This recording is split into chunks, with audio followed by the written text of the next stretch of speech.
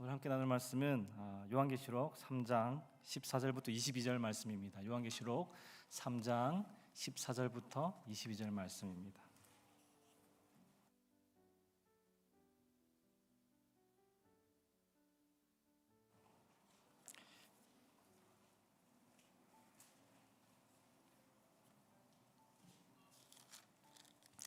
(14절부터 22절까지) 우리 한 목소리로, 조금 길지만 한 목소리로 함께 합독하도록 하겠습니다. 시작. 라오디게아 교회의 사자에게 편지하라. 아멘이시요 충성되고 참된 증인이시요 하나님의 창조의 근본이시니가 이르시되 내가 내 행위를 아노니 내가 차지도 아니하고 뜨겁지도 아니하도다.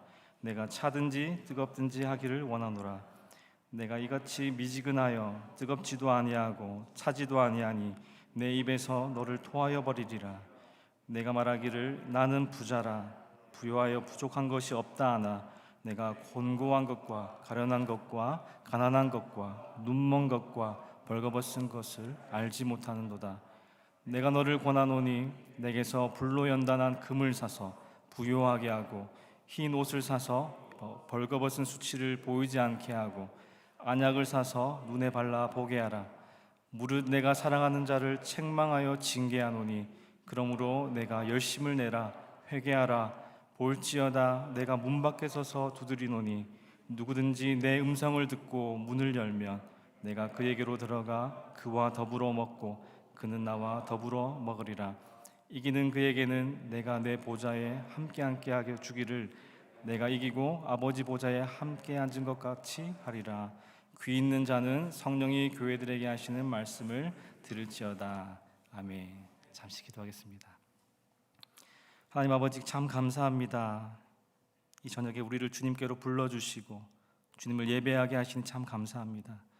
주님을 예배하는 것이 우리에게 한없는 기쁨임을 고백하오니 이 저녁에 우리의 기쁨이 충만하게 하옵소서. 주님, 이제 주의 말씀을 나누며 은혜 받기를 원합니다. 성령께서 우리 각 사람의 심령을 기경하여 주셔서 좋은 마음밭에 주의 말씀을 받게 하여 주시옵소서. 감사를 드리며 예수 그리스도의 이름으로 기도하였습니다. 아멘. 반갑습니다, 성도 여러분.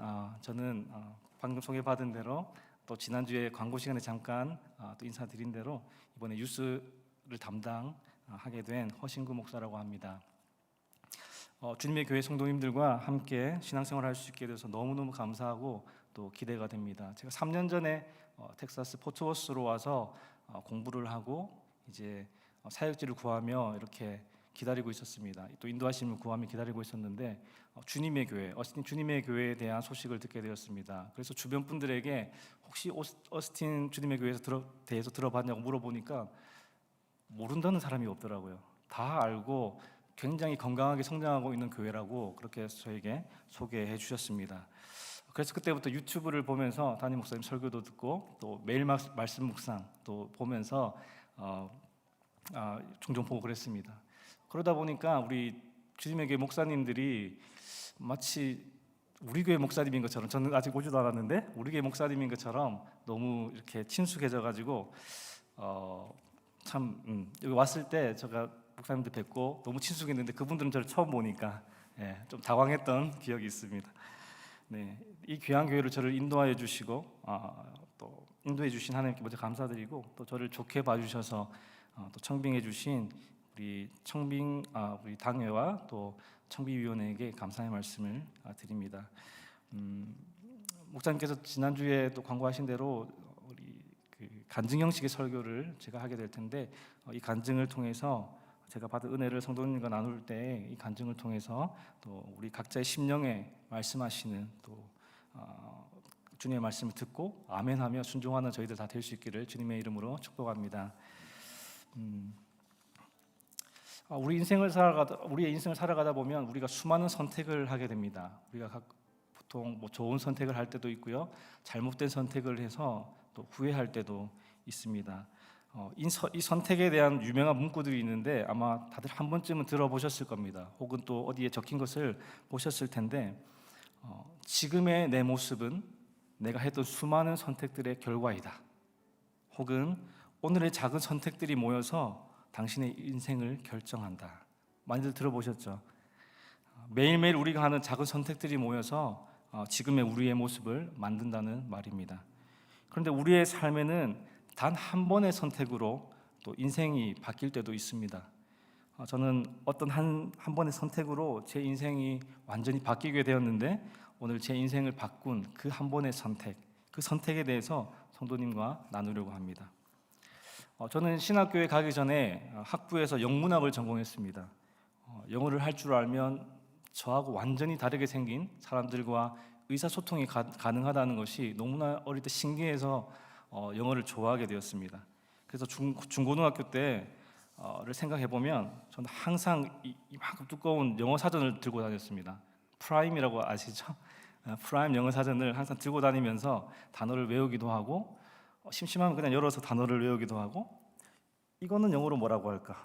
이거는 영어로 뭐라고 할까? 늘 그 단어에 대한 궁금증으로 그렇게 사전을 찾아보았던 기억이 있습니다. 그래서 제 꿈은 영어 선생님이었습니다. 입시 위주의 영어가 아니라 아이들에게 언어로서의 영어를 가르쳐 주고 싶다는 그런 꿈이 있었습니다. 고등학교 졸업 후에 원하던 영문학과에 진학하게 되었고, 진짜 원 없이 영어 공부를 했습니다. 졸업 후에는 실제로 어학원에서 영어를 가르치는 강사도 잠시 했었고요. 또 티솔이라고 해서 영어가 모국어가 아닌 사람들에게 영어를 가르치는 그 자격증이 있는데 그것도 따고, 또 영어 교육 분야, English Education 그 분야에 석사 공부를 하고 싶어서 유학에 대해서도 좀 많이 알아보고 그랬던 시절이 있었습니다. 2000년대 초반에 많은 대학생들이 대학 후에 이제 취업에 도움된다는 이유로 언어 연수를 참 많이 갔더랬습니다. 특히나 저는 영어를 전공하고 있었으니까 언어 연수를 다녀오면 너무 좋겠다라는 생각을 했습니다. 그런데 저희 집 가정 형편에 언어 연수를 간다는 것은 사실 현실적으로 불가능한 일이었기 때문에 바로 그 꿈을 접었습니다. 그런데 어느 날 우리 학교에서 발행하는 영어 잡지가 있었습니다. 영어 잡지에 보니까 한 선배가 1년 동안 영국에 다녀온 이야기를 이렇게 기재한 것을 제가 보게 되었습니다. 1년 동안 영국에서 먹고 자고 용돈도 받고, 그런데 자기 돈을 하나도 안 썼다는 거예요. 그래서 너무 이 기사가 제게 딱 눈에 들어와서 제가 그 선배를 바로 찾아갔습니다. 그렇게 물어보니까 사실은 언어 연수를 간 것은 아니었고 자원봉사 비자로 영국에 가서 일을 하면서 숙식을 제공받았다고 하는 것입니다. 영국도 미국처럼 인건비가 너무 비싸가지고 그 일꾼들을 전부 다 자국인으로 하면 도저히 이걸 감당할 수가 없어서 외국의 젊은 청년들을 자원봉사자로 이렇게 받아서 그들에게 일을 시키고 또 그 대가로 숙식을 제공하고 또 용돈을 주는 곳이 많이 있었습니다. 비행기표 한 장만 있으면 1년 동안 영국 가서 먹고 자고 주는 용돈으로 유럽 여행도 하고 얼마나 좋은 기회입니까? 그래서 제 형편에 두 번 다시 없을 좋은 기회라고 생각해서 조금 기다렸다가 3학년을 마치고 그 선배가 갔다던 그곳에 지원을 했습니다. 런던에서 2시간 남쪽에 있는 기차로 2시간 남쪽에 있는 시골 마을이었습니다. 그곳 이름이 배틀, 전쟁이라는 뜻이죠. 프랑스와 영국이 그곳에 전쟁을 많이 했다고 해서 붙여진 이름인데, 그곳에 작은 마을이었는데 그곳에 크리스천 컨퍼런스 센터가 있었습니다. 교회나 기독교 단체에서 이렇게 와서 수련회도 하고 세미나도 하고, 또 여름에는 수백 명 이제 아이들이 와서 캠프도 하는 그런 곳이었습니다. 건물이 꽤 많았어요. 600명 이상 수용할 수 있는, 숙박할 수 있는 시설을 갖춘 곳이었으니까 일할 사람들이 많이 필요했겠죠. 저도 그 중에 한 명으로 이제 지원을 하게 되었습니다. 그곳에서 이제 사람들이 많이 필요하니까 바로 승인을 해주었죠. 빨리 오라고. 그래서 이제 제가 비자 수속에 들어갔습니다. 그런데 문제가 하나 생겼습니다. 보통은 비자 인터뷰 없이 바로 그냥 갔었는데 영국 대사관에서 저에게 인터뷰를 이제 요청을 한 것이죠. 그래서 제가 그 단체에 연락해서 인터뷰 없다고 들었는데 저를 인터뷰 하자고 한다. 뭐 잘 되겠죠? 라고 물어보니까 사실은 지난 9개월 동안 자기들이 승인해준 한국 사람이 한 번도 비자를 받은 적이 없다라고 얘기하는 거였습니다. 당연히 제가 가도 이제 비자를 못 받겠죠. 그래서 굉장히 좀 불안한 마음을 가지고 그래도 이제 약속된 시간에 비자 인터뷰를 보러 갔습니다. 저를 인터뷰한 그 영사가 계속해서 이제 저를 설득하는 거예요. 가지 말라고, 거기 안 좋다고, 가면 싸구려 노동력밖에 안 된다고, 가서 맨날 설거지 해야 된다고 막 그런 식으로 계속 안 좋은 얘기를 하면서 못 가게 하는 겁니다. 저는 뭐 다 맞는 말이고 저도 알고 있었죠. 그런데 이제 그 이외에 어떤 영국의 문화라든지 또 영어라든지 또 유럽 여행하고 이런 것들이 좋았기 때문에 비자를 꼭 받았으면 좋겠다는 마음으로 꿋꿋이 대화를 이어갔습니다. 인터뷰 마지막에 이제 영사가 사실대로 말하더라고요. 자기가 지난 9개월 동안 단 한 명에게도 비자를 주지 않았다고. 그래서 비자를 못 받겠구나 이렇게 직감을 했습니다. 보통 이제 비자의 승인은 그 인터뷰 당일 혹은 늦어도 그 다음 날 승인 결과를 알려줍니다. 됐다, 떨어졌다 이렇게. 그런데 저는 이제 집으로 돌아와서 한 달 동안 연락이 없는 겁니다. 한 달 동안 대사관에서 연락이 없어가지고 제가 그 한 달 동안 얼마나 기도를 했는지 모르겠습니다. 한 달 동안 기도를 하고 가고 싶다고 하나님께 보내달라고 막 그런 기도를 했던 기억이 있습니다. 그래도 연락이 없어서 제가 영국 행을 포기하고 이제 제 여권을 돌려받기 위해서 이메일을 보냈습니다. 그런데 그날 바로 연락이 왔더라고요. 그러면서 하는 말이 비자 승인해주겠다 이렇게 하는 거였습니다. 갑자기 한 달 만에 연락 와서 비자를 승인해준다니까 기적 같은 일이었습니다. 마치 하나님께서 한 달 동안 제 기도를 다 들으시고 마치 길을 열어주신 그런 느낌이었습니다. 급하게 준비를 해서 영국으로 가는 비행기를 탔습니다. 제가 어릴 적에 교과서들 우리가 교과서 많이 봤지 않습니까? 제일 좋아했던 교과서가 사회과 부도, 지도 있는 책 있죠? 지도 막 꽉 있는 책이 있습니다. 그걸 제일 좋아했는데 항상 그 책을 보면서 영국을 이렇게 보고 미국도 몇 번 봤습니다. 근데 이제 영국을 주로 보고 여기 가고 싶다 이런 생각을 많이 했었는데 정말 동경해오던 그 영국 땅을 드디어 밟게 되었습니다. 제가 1년 동안 지낼 곳을 이제 기차를 타고 찾아갔습니다.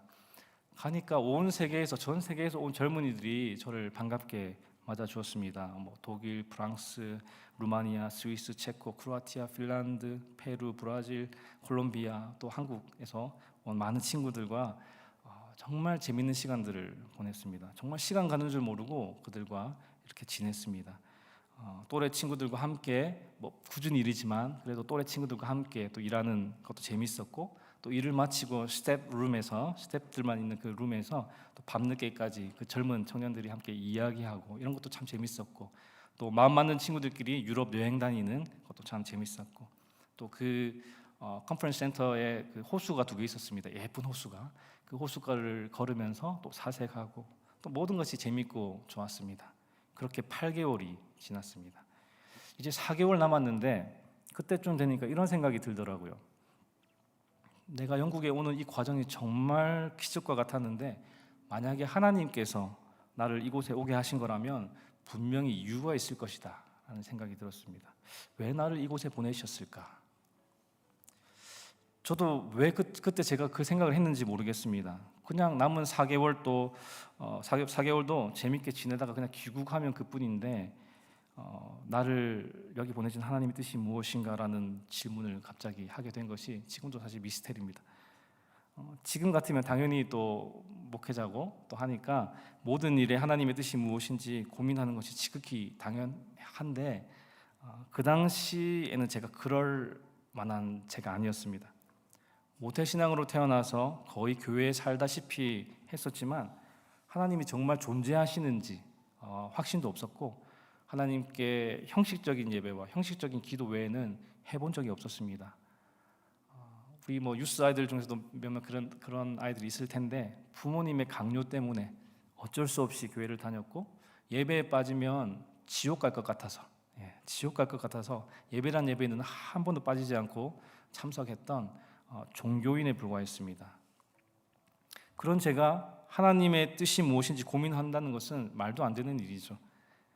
그런데 하나님의 뜻에 대한 그 고민과 함께 제가 성경을 읽기 시작했습니다. 사실은 성경을 펴기만 하면 잠이 왔던 저인데 성경을 제가 딱 펴고 읽기 시작했습니다. 보통 성경 읽겠다고 다짐하면 여러분들 어디서부터 이렇게 읽으십니까? 창세기 혹은 신약이면 마태복음 그렇죠. 그런데 저는 희한하게 오늘 읽었던 요한계시록, 성경의 제일 마지막에 있는 요한계시록을 펴서 읽기 시작했습니다. 그리고 오늘 함께 읽었던 본문을 읽는데 제가 태어나서 처음으로 하나님이 제게 직접적으로 말씀하시는 것 같았습니다. 오늘 본문 15절과 16절 다시 한번 제가 읽어보겠습니다. 내가 내 행위를 아노니 네가 차지도 아니하고 뜨겁지도 아니하도다. 네가 차든지 뜨겁든지 하기를 원하노라. 내가 이같이 미지근하여 뜨겁지도 아니하고 차지도 아니하니 내 입에서 너를 토하여 버리리라. 예수님께서 라오디게아 교회에게 보내신 편지의 내용입니다. 라오디게아 교회 성도들이 이 편지를 받고 예수님께서 그들에게 무슨 말씀을 하려고 하는 것인지 바로 알아차렸을 겁니다. 왜냐하면 예수님께서 라오디게아에 살고 있는 사람이라면 모두가 알 수 있는 비유를 들어서 이 메시지를 전했기 때문입니다. 라오디게아라는 이 도시는 은행업이 발달되었고 또 양모 제품, 울이라고 하죠. 양모 제품을 만들어서 수출하는 도시였습니다. 그리고 의학이 발달되어서 눈 안약을 만들어서 수출했습니다. 그러다 보니 도시가 굉장히 부유하였습니다. 그런 라오디게아 교회도 한 가지 문제가 있었는데 바로 water problem, 물의 문제가 있었습니다. 수질이 좋지 않아서 마실 수가 없는 거예요. 물이 굉장히 중요하지 않습니까? 근데 물을 마실 수가 없는 겁니다. 그래서 북쪽으로 6마일 떨어진 온천과 또 스파로 유명한 히에라볼리라는 곳에서 뜨거운 물을 파이프를 통해서 수로를 통해서 받았습니다. 그리고 동쪽으로 9마일 떨어진 골로새로부터, 여러분 골로새서 아시죠? 골로새로부터 눈이 녹으면서 이렇게 만들어진 차가운 물을 이렇게 식수로 받았습니다. 그런데 문제는 이 수로가 길다 보니까 6마일, 9마일 길다 보니까 라오디게아에 도착했을 때는 이미 다 식어서 둘 다 미지근해진 것입니다. 그래서 이거는 마실 수도 없고 또 파이프가 너무 길다 보니까 그 안에 이물질이 막 들어가서 이걸 도저히 마실 수가 없는 물이 되어버린 것입니다. 아무런 의미가 없죠. 라오디게아 성도들은 너희들의 행위가 차지도 않고 뜨겁지도 아니하니 내 입에서 너를 토하여 버릴 것이다 라는 예수님의 이 말씀을 듣자마자 자신들의 영적인 상태를 깨닫게 되었습니다. 저는 이 말씀을 읽으면서 위기감을 느꼈습니다. 저도 제가 주님을 향해서 뜨겁지도 차갑지도 않은 이 미지근한 그 상태로 종교생활만 하고 있다는 것을 깨닫게 되었기 때문입니다. 이 상태로 계속한다면 하나님이 저를 토하여 버리실 수도 있겠다라는 생각이 들었고 두려워졌습니다. 마치 하나님께서 이제는 이 둘 중에서 하나를 선택하라고 이렇게 말씀하시는 것 같아서 며칠 동안 이 말씀을 붙잡고 씨름했습니다. 뜨거워질 것이냐 차가워질 것이냐. 제가 교회를 다니면서 쭉 봤을 때 신앙이 뜨거운 사람들은 대부분 하나님을 만났다고 하는 그런 사람들이었습니다. 그런데 저는 하나님을 만난 적도 없고 실제로 존재하시는지 제가 믿지도 못했기 때문에 혹시나 하나님이 존재한다면 우주 저 멀리서 우리를 지켜보시면서 우리가 죄를 짓지 않나 이렇게 보시면서 우리가 죄를 지으면 벌을 주시고 또 우리가 선한 일을 하면 이렇게 복을 주시는 그런 분같이 느껴졌습니다. 그래서 이런 신은 나에게 필요 없다 이렇게 생각했습니다. 그래서 부모님께는 아주 죄송하지만 저는 이미 다 큰 청년이 되었고 제가 스스로 선택할 수 있는 나이가 되었기 때문에 미지근하게 있느니 차라리 기독교를 떠나자 이런 마음을 먹게 되었습니다. 그런데 25년 동안 그때 제 나이가 25살이었는데요 25년 동안 교회를 다니면서 항상 미지근했지 단 한 번도 뜨거웠거나 열심을 낸 적이 없다는 것이 약간 마음에 걸렸습니다. 그래서 기독교와 또 교회를 떠나기 전에 아무런 후회도 남기지 않기 위해서 제가 할 수 있는 최선을 다해서 신앙생활을 해보기로 그렇게 마음을 먹었습니다. 사실은 기독교를 떠나겠다고 선택한 사람이 할 짓이 아니지 않습니까? 네. 그런데 제가 신앙생활 점검표라고 딱 만들어가지고 프린트해서 매일 성경 읽는 거 체크하고 또 매일 기도하는 거 이렇게 체크하면서 그렇게 경건 생활을 하기 시작했습니다. 물론 하루에 성경 2-3장, 기도 5분에서 10분 이게 다였습니다. 제 수준에서 할 수 있는 그때 제 수준에서 할 수 있는 최선을 다한 것이었습니다. 그렇게 2주 정도 그렇게 나름대로 경건 생활을 하고 있었습니다. 그런데 어느 날 제가 같이 일하는 그 사람들과 이렇게 청소를 하고 있었습니다. 벽을 이렇게 밀고 있었는데, 청소하고 있었는데, 저기서 어떤 자매들이 이렇게 청소하면서 아주 재밌는 이야기를 막 웃으면서 재밌는 이야기를 하는 것입니다. 그래서 제가 가서 이렇게 들어보니까 성령님, 그리고 자기가 방언받았던 이야기, 이런 얘기를 하고 있는 겁니다. 그래서 저는 교회 25년 동안 다녔는데 성령님이라는 이름은 들어봤는데 뭐 하는 분인지도 잘 모르겠고, 방언이 있다는 건 들어봤는데 그게 뭔지도 잘 모르겠고, 그래서 제가 물어봤습니다. 어떻게 그렇게 되는 거냐고. 그러니까 그 자매가 자기는 13살 때 성령을 경험하고 하나님을 만나서 그때 방언받고 지금까지 신앙생활하고 있다, 이렇게 얘기하는 겁니다.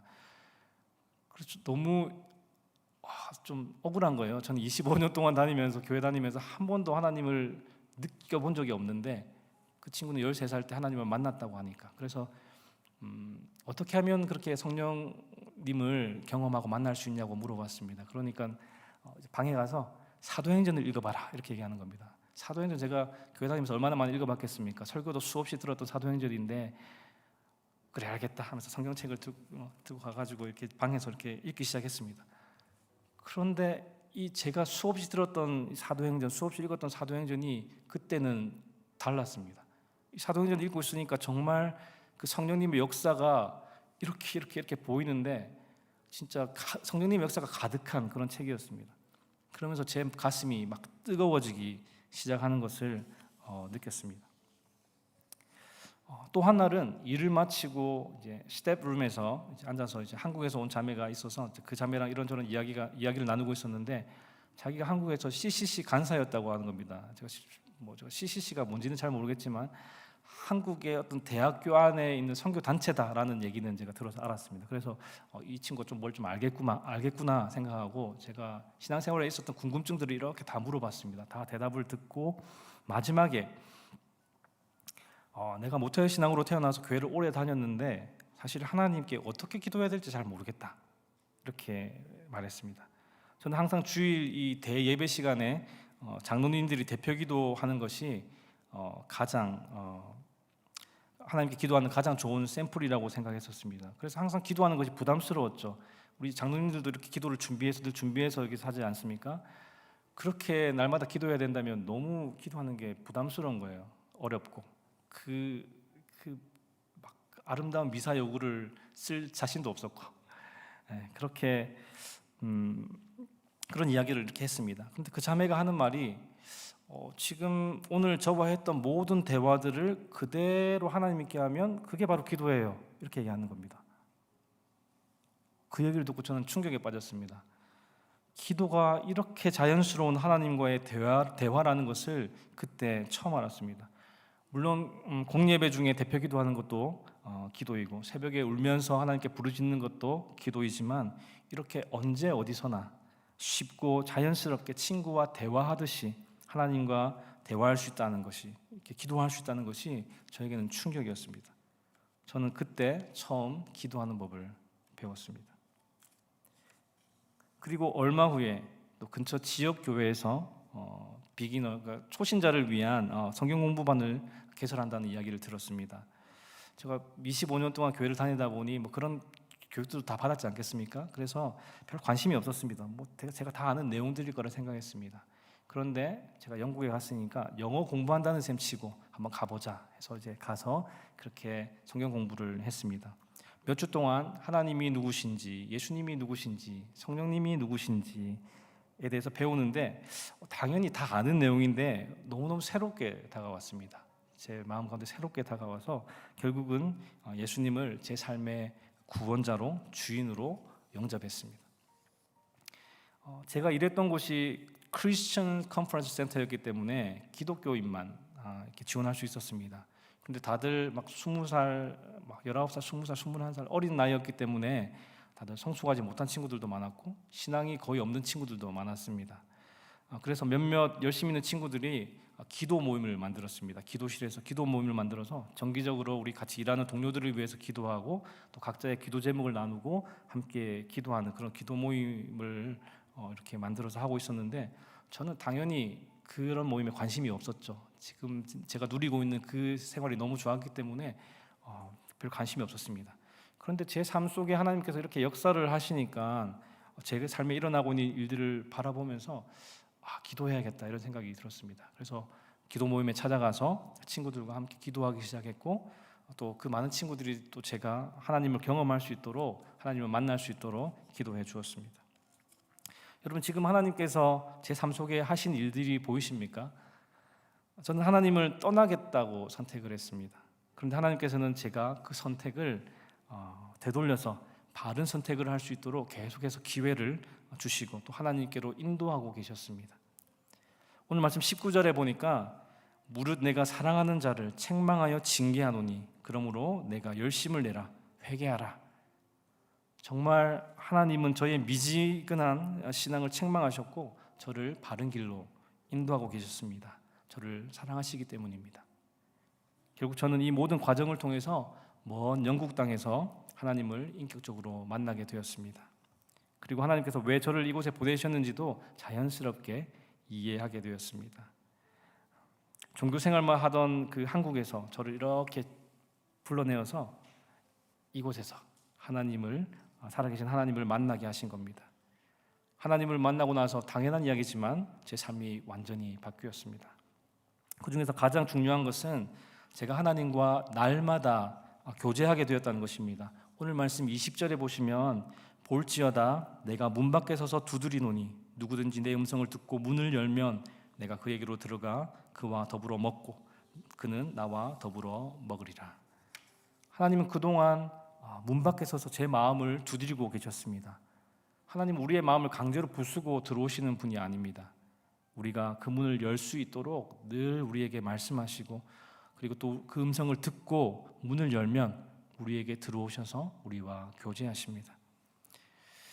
하나님의 음성을 듣고 제 마음의 문을 그분께 열어드린 것이 제 인생의 최고의 선택이었습니다. 제 인생을 바꾼 최고의 선택이었습니다. 그렇게 하나님과 교제를 시작하니 제 삶에 기쁨이 막 넘치는 것이었습니다. 그리고 하나님의 뜻과 죄에 굉장히 민감해지고 늘 하나님의 음성에 귀 기울이게 되었습니다. 하나님과 교제하는 그 시간에 성경을 읽다가 또 찬양을 하다가 또 기도를 하면서 가득한 하나님의 임재 가운데 거하는 놀라운 경험들을 하게 되었습니다. 사랑하는 성도 여러분, 하나님은 여러분들을 사랑하셔서 여러분들과 교제하기 원하십니다. 그렇기 때문에 하나님은 반드시 여러분들의 마음의 문을 두드리실 것입니다. 하나님의 말씀을 묵상하는 가운데 또 예배 중에 선포되는 그분의 말씀을 통하여 또 찬양 중에 역사하시는 그 성령님을 통하여 또 성도 간의 교제를 통하여 우리의 마음의 문을 두드리실 때에 하나님께 우리의 마음을 열어드리고 최고의 선택을 하셔서 그분과 늘 교제하는 축복을 누릴 수 있기를 주님의 이름으로 축복합니다. 마지막으로 이 교회와 또 부모님들께, 학부모님들께 기도 부탁을 드리고 싶습니다. 제가 이번에 유스를 맡게 되었는데 저는 20대 중반이 되어서야 하나님을 만났고 하나님과 교제하는 기쁨을 누릴 수 있었습니다. 물론 하나님의 타이밍은 다양하고 그게 언제인지 우리가 다 알 수는 없지만 가능하다면 우리 아이들이 어려서부터 하나님을 만나고 하나님과의 교제로부터 누리는 진정한 기쁨을 누릴 수 있으면 좋겠습니다. 그렇게 된다면 이 세상이 제시하는 그 잠깐의 쾌락이나 기쁨이 아니라 하나님께서 주시는 영원하고 진정한 기쁨 가운데 살아갈 수 있다고 믿습니다. 그리고 저는 하나님을 만나고 제 인생의 목적이 바뀌었습니다. 저는 항상 잘 먹고 잘 사는 것이 인생의 목표였고 적당하게 또 안정적으로 사는 것이 목표였습니다. 그런데 하나님을 만나고 나니 제가 이 땅에 존재하는 이유와 목적이 분명해졌습니다. 물론 하나님을 만난다고 해서 모두 목사가 되거나 또 선교사가 되지는 않습니다. 그건 하나님의 부르심에 따라가는 것이기 때문에 우리 아이들이 신앙생활을 열심히 하다가 목사가 되겠다고 혹은 선교사가 되겠다고 하면 어쩌나 하는 그런 걱정은 안 하셔도 됩니다. 네. 그래서 우리 유스 아이들을 위해서 기도해 주실 때에 우리 아이들이 하나님을 인격적으로 만나고 하나님과 교제하는 기쁨을 누릴 수 있게 해달라고 기도해 주십시오.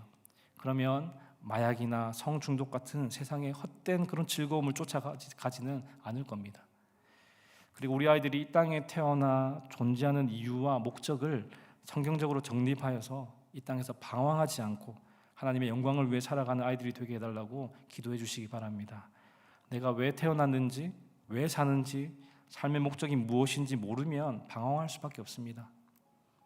아이들이 방황하지 않도록 분명한 삶의 목적을 발견할 수 있도록 기도해 주시기 바랍니다.